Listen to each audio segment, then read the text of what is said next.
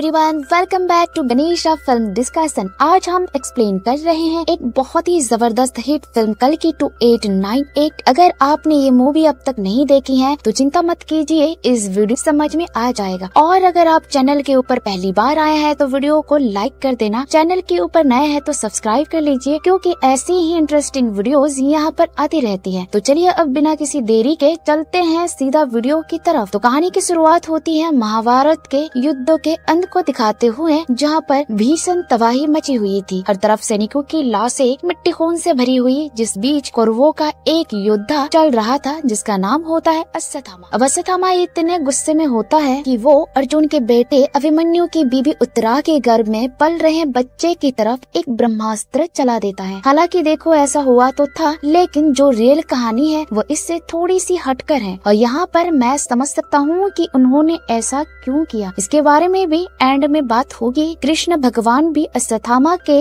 इस एक्ट से बहुत ही गुस्से में थे। कृष्ण भगवान अश्वत्थामा के माथे की मणि को निकालते हुए उसको श्राप देते हैं कि वो मरेगा नहीं, सड़ेगा, उसके शरीर को कीड़े खाएंगे, उसके माथे से खून बहता रहेगा, कोई भी घाव कभी नहीं।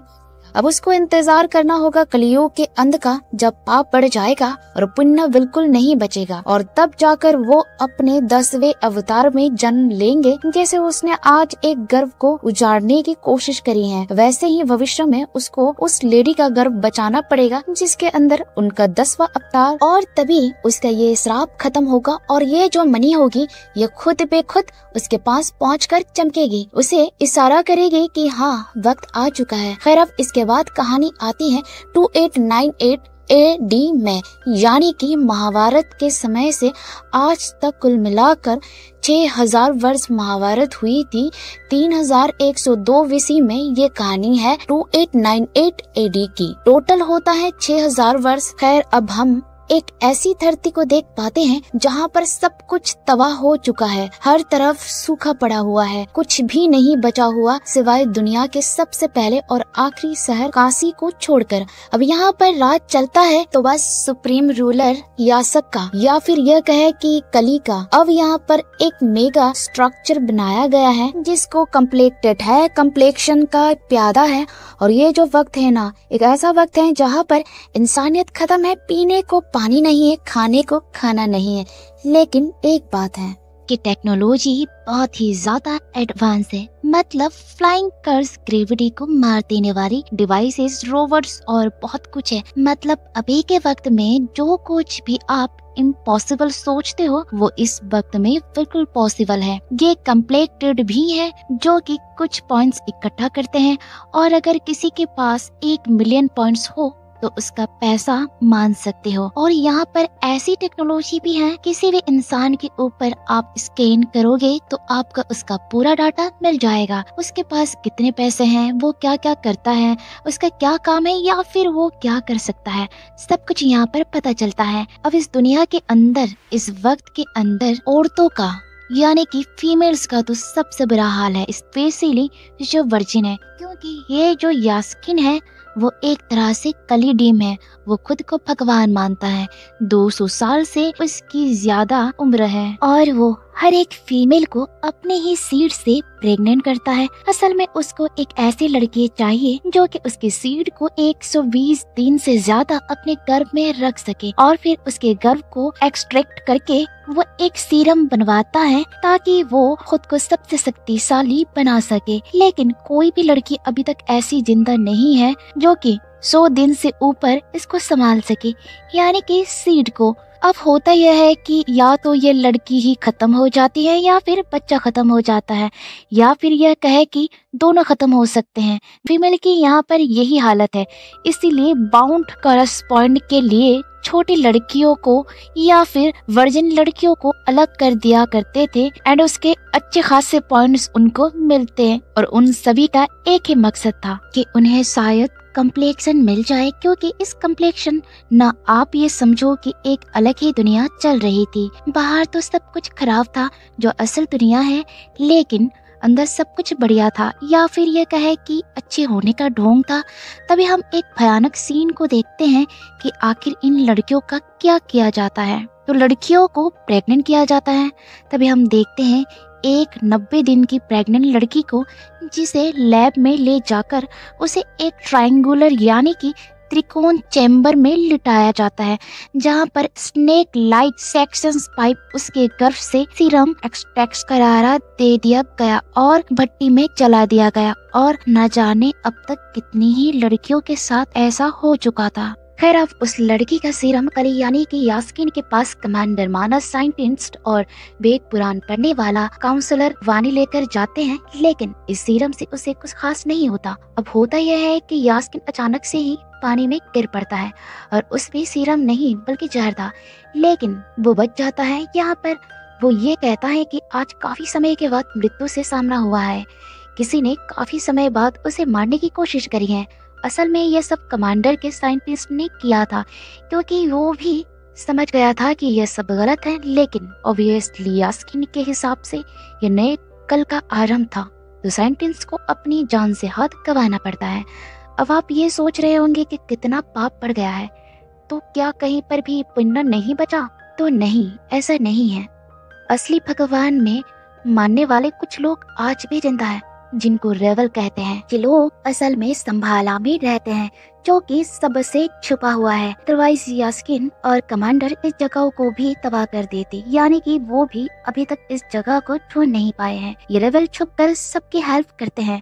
इन सब की एक मेन लीडर है जिसका नाम है मरियम, जो कि अश्वत्थामा महाभारत कल की अवतार सब पर विश्वास रखती हैं कि एक दिन माँ आएंगी जिसके जरिए कल की आएंगे। खैर, अब यहाँ पर कुछ लोगों को दिखाया जाता है जिन्हें काशी लेकर आया जा रहा था, जहाँ पर उनसे काम करवाएंगे और कम्प्लेटेड को देखते हैं, जिसका किरदार मृणाल ठाकुर ने निभाया है, जिसके पास एक रेवल आता है जो कि अश्वत्थामा की वही मनी लेकर आया था, क्योंकि असल में दिव्या प्रेग्नेंट थी। संभाला में ऐसा माना जाता है कि कल की भगवान पास होंगे तो ये मनी चमकेगी, लेकिन ऐसा कुछ नहीं होता। यानी कि दिव्या प्रेग्नेंट तो थी, लेकिन कल की भगवान उसके गर्भ में नहीं थे। एनीवेज, बाउंड हंटर उनको पकड़ लेते हैं और वो मनी वहीं पर गिर पड़ती है, लेकिन वो छोटी बच्ची इस मनी को उठा लेती है और भागने लगती है, लेकिन उसके पीछे भी एक रोबोट पड़ गया था। अब कमांडर के सामने उनको पेश किया जाता है, यानी कि दिव्या को और उस रेवल को, जहाँ पे कमांडर मानस प्रोजेक्शंस के जरिए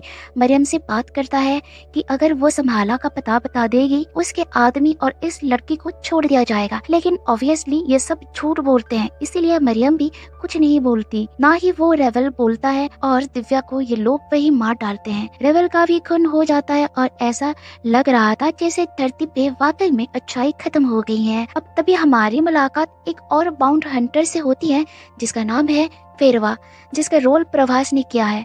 भेरवा की एक रोबोट कार AI बुज्जी होती है, जो कि एक लड़के को 5000 पॉइंट के बेसिस पर एनालाइज करती हैं, जो कि उसी ट्रक के अंदर आया था जहां पर एक छोटी बच्ची भी थी, यानी कि वो छोटी लड़की जो कि भाग गई थी।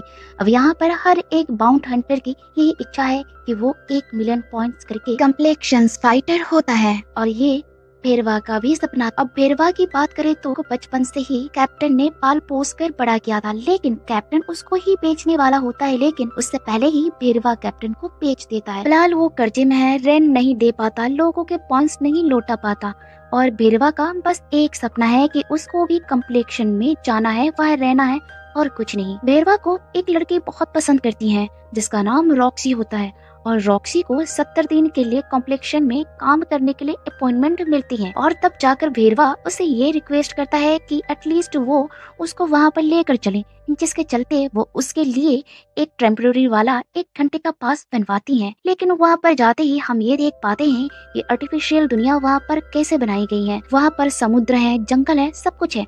मतलब कि जिस जंगल को आज लग्जरी चीजें बिल्डिंग बनाने के चक्कर में काट रहे हैं, तो उसी ब्यूटीफुल सी और जंगल को ही फ्यूचर में लग्जरी बताकर पॉइंट्स ले रहे हैं। क्या बात है। और यहाँ पर वो दोनों पहली बार फ्रूट्स को देखते हैं, घोड़े को देखते हैं, जो कि उन्होंने अभी तक देखे भी नहीं थे। इनफैक्ट यहाँ पर उन्हें संतरा खाना तक नहीं आता था। अब ये लोग वहाँ पर काफी इंजॉय करते हैं, लेकिन भेरवा की हरकतों की वजह से गार्ड उसको पकड़कर वहाँ से भगा देते हैं, जिसके चलते वो बार में जाकर काफी दारू पीता है क्योंकि उसका सपना बस कम्प्लेक्शन में रहना था। तभी हम उस बच्ची को देखते हैं जिसका पीछा वो रोबोट कर रहा है। तभी नीचे पुरानी से मंदिर है, यहाँ पे वो बच्ची चली जाती है जो कि अंडरग्राउंड था, जहाँ पर हमारी मुलाकात फाइनली एशियंट अश्वत्थामा से होती है, जो कि किसी तरह से इस बच्ची को बचा लेते हैं। बच्ची अश्वत्थामा को वो मणि दिखाती है जो कि चमक रही थी क्योंकि कल के अवतार किसी के पेट में पल रहा था। जी हाँ, एक लेडी थी जिसने यास्कीन की सीट को 5 महीने से ज्यादा अपने घर में रख लिया, जो कि कोई और नहीं बल्कि उनके ही लैब की एक फीमेल एक्सपेरिमेंट SUM-80 थी, यानी कि सुमति, जिसका रोल दीपिका पादुकोण ने निभाया है। अब उसकी ही एक कलीग लिली को फंसवाती है, जिसके चलते उसको भी सीरम बनवाने के लिए उस ट्रायंगुलर चेम्बर में डाल दिया जाता है, लेकिन वो सरवाइव कर जाती है, यानी कि वो पूरी मशीन खराब पड़ गई थी और खाली एक ही बूंद एक्सट्रैक्ट हो पाती है। अब इसके चलते होता यह है कि पूरी जगह की लाइट चली गई, मशीन अचानक खराब हो गई थी। इनको अब एक्सट्रैक्शंस के दौरान महाभारत का एक बहुत ही खतरनाक हथियार मिलता है, जो कि अर्जुन का धनुष था, जो कि अचानक से ही एक्टिवेट हो जाता है। उसको कोई भी छू नहीं पा रहा था। काउंसलर वानी उसको हाथ लगाने की कोशिश करता है, लेकिन उसको बहुत तेज झटका लगता है। वो कम से कम 20 फीट दूर जाकर गिरता है, लेकिन हम ये देखते हैं कि लिली ने ही यहाँ पर सुमिता को बचा लिया। असल में वो रेबल ग्रुप की सीक्रेट पाई थी और 2 साल से यहाँ पर वो छुपकर सब कुछ देख रही थी। तो एक सीक्रेट प्रोजेक्ट के बारे में पता लगाना था जो कि यास्कीन कर रहा था, यानी कि वही प्रेग्नेंट लेडीज वाला। उसको लगा था कि सुमिता को बचाना जरूरी है और वो उसको एक सीक्रेट रास्ते पर जाने के लिए कहती है, क्योंकि टनल की दूसरी ओर उसके आदमी वहाँ पर वेट कर रहे होंगे। साथ ही साथ हम देखते हैं अश्वत्थामा अब मणि को एक्सेप्ट करता है क्योंकि उसका श्राप फाइनली खत्म हुआ। अब उसको कल के अवतार की या फिर उनकी माँ की रक्षा करनी है, यानी कि सुमिता की। अब अचानक से ही अश्वत्थामा के सारे जख्म भर जाते हैं और वो बिल्कुल ठीक हो गया। सुमिता टनल से बाहर जाने लगती है, लेकिन हर तरफ आग वाले सेंसर्स होते हैं जो कि उसको तुरंत ही पिघला देते। लेकिन हम भगवान श्री कृष्ण की शक्ति देखते हैं, गार्ड्स जल जाते हैं लेकिन उसको कुछ नहीं होता। और हम ये भी देख पाते हैं कि भेरवा के साथ भी कुछ डिफरेंट होता है। उसके पास कृष्णा जी की एक भारी मूर्ति आकर गिरती है जिसको वो संभालता है, लेकिन ऐसा सिर्फ हम देखते हैं कि वो कृष्ण भगवान थे उसको इशारा देते हुए, और वो भी फील करता है कि कुछ तो डिफरेंट हुआ है। आज काशी के सभी लोग देख पा रहे थे कि वहाँ पर कुछ न कुछ अलग था। एनीवेज, अब लिली के रेबल वाले लोग थे, वो बाहर वेट कर रहे थे, लेकिन हम जानते हैं कि लिली ने खुद की कुर्बानी दे दी। अब इन रेबल के अंदर 2 लवर्स होते हैं जिनके नाम अज्जू और कायरा था, और एक वीरेन होता है जो सुमिता को वो संभालने लगते हैं, उसको वो संभाला ले जाने लगते हैं। और यहाँ पर दीपिका पादुकोण यानी कि इस लैब एक्सपेरिमेंट SUM-80 को सुमिता नाम कायरा ने ही दिया था। एंड ये लड़कियां मात्र एक एक्सपेरिमेंट्स के लिए थी, इनके कोई नाम नहीं हुआ करते थे, और सुमिता के नाम भी बाउंड्री भी निकल जाते हैं जो कि 5 मिलियन पॉइंट्स की थी। और भेरवा भी अब उसके पीछे पड़ जाता है। इसी बीच होता यह है कि इसी मुठभेड़ के अंदर कायरा मारी जाती है और अज्जू घायल हो जाता है और वीरेन पकड़ा जाता है। और इसी बीच छोटी बच्ची के साथ अश्वत्थामा यहाँ पर आता है, सबको मार देता है। उनके पास एक लाठी होती है जिसके चलते कोई भी उनको छू नहीं पाता। अश्वत्थामा यहाँ पर 8 फीट से भी ज्यादा का था और वो अपनी ताकत का अच्छा खासा प्रदर्शन देता है। भेरवा काफी कोशिश करता है लेकिन वो भी कुछ नहीं कर पाता और बस अश्वत्थामा सुमिता को माँ कहकर प्रणाम करता है। उसकी रक्षा का एक ही मकसद उसके पास, जिसके चलते संभाला पहुँच जाते हैं। वहाँ पर अचानक बारिश हो जाती है जिसके चलते मरियम और बाकी सबको यकीन हो जाता है कि हाँ यही माँ है, कल की इन्हीं के कोख से जन्म लेंगे। अंदर एक वृक्ष भी था जो कि अश्वत्था वृक्ष होगा, जिसके नीचे कल की भगवान का जन्म होना था। और यहाँ पर इतने सालों बाद 2 पत्ते भी उगते हैं। इसका मतलब कि ये एक संकेत है कि भगवान आ चुके हैं। और ये पेड़ जो है वो अंडरग्राउंड उगता है, ना कि ऊपर की साइड पर। और यहाँ जैसे कृष्ण अवतार के समय पर बारिश हुई थी, सेम यहाँ पर वैसा ही माहौल बनता है।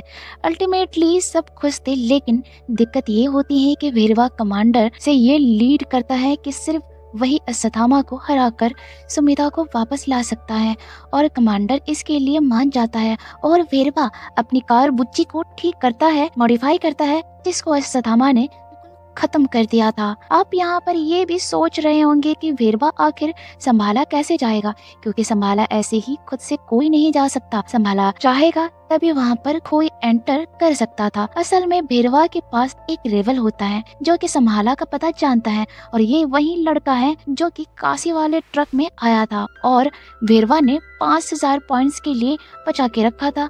वो वेरवा का बहुत ही बड़ा फैन होता है और वो उस पर यकीन करके उसको वहाँ पर ले जाता है, लेकिन वेरवा सिर्फ खुद का सोच रहा था और उसको कल की और इन सब पर बिल्कुल विश्वास नहीं है। मीनवाइल अश्वत्थामा सुमिता को समझाता है कि अगर यहाँ पे सब लोग खत्म भी हो जाए तो उनका खात्मा अच्छे के लिए हुआ है। अभी मेन बस वो हैं और कल की हैं।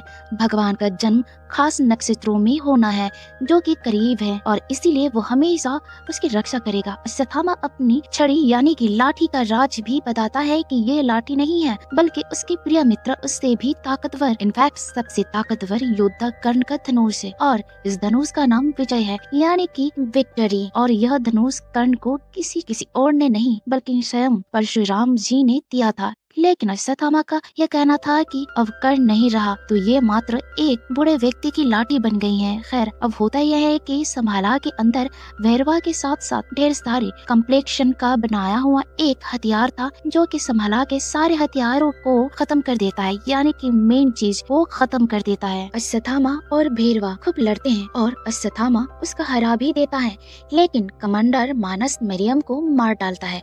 और यकीन करो यहाँ पर जो सीन्स होते हैं वो काफी बढ़िया थे, मतलब घूस बम्स वाले। अब कमांडर से बचने के चक्कर में सुमिता फ्लाइंग मशीन से हाइट से नीचे गिर पड़ती है, लेकिन उसको अश्वत्थामा और वेरवा मिलकर बचाते हैं। दोनों के पास अपने अपने मकसद थे, लेकिन तभी वहाँ पर कमांडर आकर अश्वत्थामा को कैद कर लेता है। अब वेरवा बेहोश जहाँ पे हुआ था वहाँ पर अश्वत्थामा की लाठी पड़ी हुई थी। अब सुमिता को कमांडर लेकर जा रहा होता है, लेकिन तभी वहाँ पर वो जो वृक्ष होता है उसकी एक पत्ती उस लाठी पर पड़ती है, जिससे कि वो लाठी वेरवा के हाथ में आते ही एक्टिवेट हो जाती है। और बस तब जाकर हमको पता चलता है कि असल में वेरवा कोई और नहीं बल्कि मेरे ख्याल से कर्ण। अब देखो, कल के पुराण के हिसाब से ना जो कल की होंगे उनको कर्ण के कवच और कुंडल लगेंगे, तो मेरे ख्याल से यहाँ पर उस चीज को जोड़ने की कोशिश करी गई है। मतलब कि शायद यहाँ पर ये दिखाया गया है कि चलो यहाँ पर कर्ण के कवच और कुंडल नहीं लेकिन खुद कर्ण आ चुके हैं, जैसे उन्होंने अश्वत्थामा को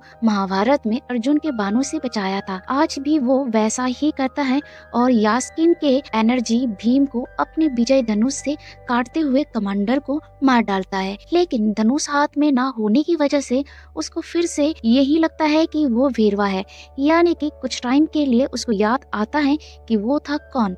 लेकिन जैसे ही उसके हाथ से विजय धनुष छूट जाता है उसको फिर से याद आता है कि वो था वेरवा। और आपको अब यहाँ पर एक बात और क्लियर हुई होगी कि अश्वत्थामा से अब तक जो कोई भी लड़ रहा था वो मारा गया था, लेकिन खाली यहाँ पर वेरवा था जो कि बच गया था, जिसका रीजन ये है कि वो खुद कर्ण की रिकनेक्टेड है। मतलब सीन्स को देखकर तो ऐसा ही लगता है। अब इन सब के चलते वो बुज्जी के साथ फिर से सुमिता को लेकर जाने लगता है, यानी कि यास्किन के पास में। अश्वत्थामा उसको रोकने की कोशिश करता है, लेकिन टेक्नोलॉजी काफी एडवांस थी और वो उसको चकमा देकर वहाँ से निकल जाता है। संभाला का बुरा हाल हो चुका, हर तरफ त्राहिमाम मचा हुआ था।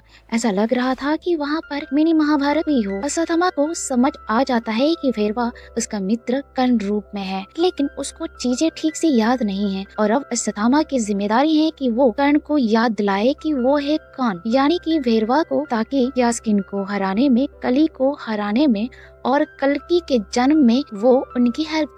और ऐसा माना भी गया है कि यहाँ पर 7 चिरंजीवी लगेंगे कली को हराने के लिए। माइट भी अगले पार्ट के अंदर हम देख सकते हैं कि हनुमान जी भी वहाँ पर आ सकते हैं और भी बहुत सारी चीजें निकल कर आएंगी। अब हम नोटिस करते हैं एक पोस्ट क्रेडिट सीन को, या फिर ये कहे कि मिड क्रेडिट सीन को। यास्किन यानी कि कली पुरुष को वो सुमिता वाले सीरम की एक बूंद मिल जाती है, जिसको वो इंजेक्ट करते ही काफी हद तक सही हो जाता है।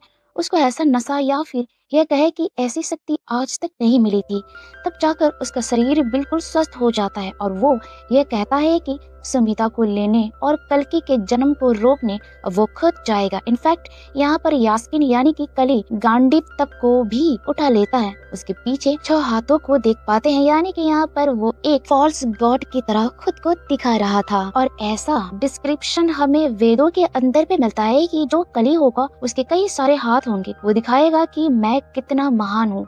बेसिकली यहाँ पर वो कृष्ण भगवान को करने की कोशिश कर रहा था। और अब आप ये भी सोच रहे होंगे कि जब मशीन इस गांडीव को नहीं उठा पाई, इंसान नहीं उठा पाए, तो यहाँ पर यास्मीन ने ऐसा कैसे कर लिया। तो उसके अंदर कल के अवतार की एक बूंद चली गई थी, यानी कि उनके एनर्जी चली गई थी, जिसके चलते शायद वो उसको उठा पाया। हम ये भी नोटिस करते हैं कि उसके शरीर से जुड़े हुए जो लाइफ वाले तार होते हैं वो भी अलग हो जाते हैं, और उसके इर्द गिर्द हम 6 मैजिकल अप्स को भी देख पाते हैं, या फिर ये कहे कि 6 उड़ते हुए गोले, जो कि मेरे ख्याल से कम, क्रोध, मद, लोभ, मोह और अहंकार को दर्शाते हैं। इनफैक्ट मैंने कहीं पर ये भी पढ़ा था कि जो कली है ना, उसको यहाँ पर खाली इन कुछ चीजों के अंदर ही जगह दी गई थी, जैसे कि सोना, प्रोस्टिट्यूशन, और ये सब तो माइट भी ये सब उनको भी दर्शा रहे होंगे। और अगर आप इस मूवी के अंदर देखोगे तो यहाँ पर यही सब चीजें हो रही थी, प्रोस्टिट्यूशन भी हो रहा था, वहाँ पर बहुत ज्यादा दिक्कत हो रही थी, स्लॉटर हो रहा था, और उन्हीं के अंदर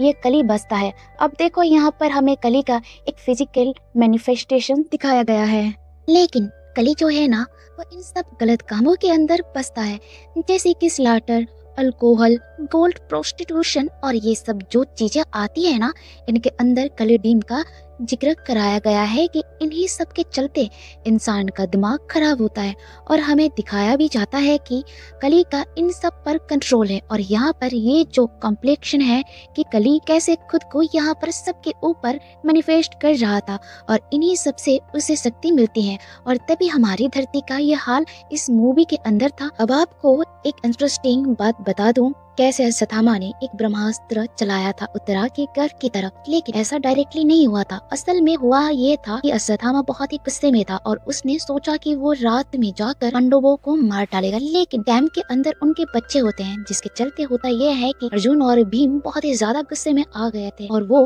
अश्वत्थामा को मारने वाले थे। अब ऑब्वियसली बात है, अश्वत्थामा जानता था कि अर्जुन और भीम ताकतवर थे। अश्वत्थामा इसके चलते डर गया था और दिव्यास के आश्रम में भाग गया था, यानी कि वो उनकी प्रोटेक्शन लेने गया था। जब वो पांडव होते हैं वहाँ पर कृष्ण भगवान के साथ आते हैं, अब जो भीम होता है वो तुरंत ही अश्वत्थामा को मारने के लिए दौड़ पड़ता है। अश्वत्थामा को लगता है कि अब उसका खेल खत्म हो चुका है, जिसके चलते पांडवों की तरफ ब्रह्मास्त्र को चला देता है। अब इस चीज को देखते हुए अर्जुन ने भी अपना ब्रह्मास्त्र उसकी तरफ चला दिया था। अब भगवान कृष्ण जानते थे कि इसके चलते क्या होगा, आने वाली जनरेशन खत्म हो जाएगी, धरती खत्म हो जाएंगे, जिसके चलते उन्होंने दिव्यास जी से ये कहा था कि आप ब्रह्मास्त्र को कोलाइड करने से रोक लीजिए, यानी कि यहाँ पर आपस में टकराने से रोक लीजिए। दिव्यास जी ने यहाँ पर ब्रह्मास्त्र को बीच हवा में ही पकड़ लिया था, जिसके बाद कृष्ण भगवान ने अर्जुन और अश्वत्थामा दोनों को कहा कि वो अपना ब्रह्मास्त्र वापस पिला ले। अब देखो, अर्जुन को ब्रह्मास्त्र को वापस पिलाने का मंत्र पता था, लेकिन अश्वत्थामा ये बोलता है कि उसको खाली ब्रह्मास्त्र चलाना आता है, लेकिन वापस लेना नहीं आता है। कृष्ण भगवान रिक्वेस्ट करते हैं कि ब्रह्मा जी को कि वो अपना हथियार वापस ले ले, लेकिन ब्रह्मा जी बोलते हैं कि अगर एक बार इस अस्त्र को किसी का नाम लेकर छोड़ दिया गया है तो वो उसको खत्म करके ही वापस आएगा, जिसके चलते होता ये है कि इस ब्रह्मास्त्र को रिडायरेक्ट करा गया था उत्तरा के गर्भ की तरफ, जहाँ पर अभिमन्यु का बच्चा पल रहा था। अब होता यह है कि जो उत्तरा होती है ना, वो एक मरे हुए बच्चे को जन्म देती है। कृष्ण भगवान उसको अपनी गोद में लेकर उसे पुनर्जीवित कर देते हैं, जिसके चलते उसका नाम परीक्षित पड़ता है। और अब जाकर सेम टाइम पर कृष्ण भगवान अश्वत्थामा को कर्ज करते हैं कि वो अब हमेशा जिंदा रहेगा, कर्ज रहेगा और हमेशा उसके घाव रहेंगे, उसके माथे से हमेशा खून बहता रहेगा। इनफैक्ट ये भी कहा गया है कि कृष्ण भगवान ने खुद उसकी मनी नहीं निकाली थी, बल्कि भीम ने उसकी मनी निकाली थी। अब देखो, यहाँ पर मुझे इतना तो पता नहीं है कि यहाँ पर ऐसा एग्जैक्टली हुआ था या नहीं, लेकिन जो कली की मूवी के अंदर स्टार्टिंग वाला सीन है वो इसलिए दिखाया गया है ताकि आपको समझाने में आसानी हो, हमें समझने में आसानी हो। हर किसी को हमारी हिस्ट्री के बारे में प्रॉपर नॉलेज नहीं है, तो इस चीज को आसान करने के लिए कि हाँ भाई, अश्वत्थामा को श्राप दिया गया था, उसकी मनी निकाली गई थी, इस चीज को सिंपल तरीके से दिखाया गया है। बाकी ये मूवी काफी इंटरेस्टिंग और मुझे जबरदस्त लगा, और ये मूवी काफी बिगेस्ट हिट्स में होने वाली है। तो वीडियो पसंद आई है तो लाइक कर देना, चैनल के ऊपर नया है तो सब्सक्राइब कर लीजिए।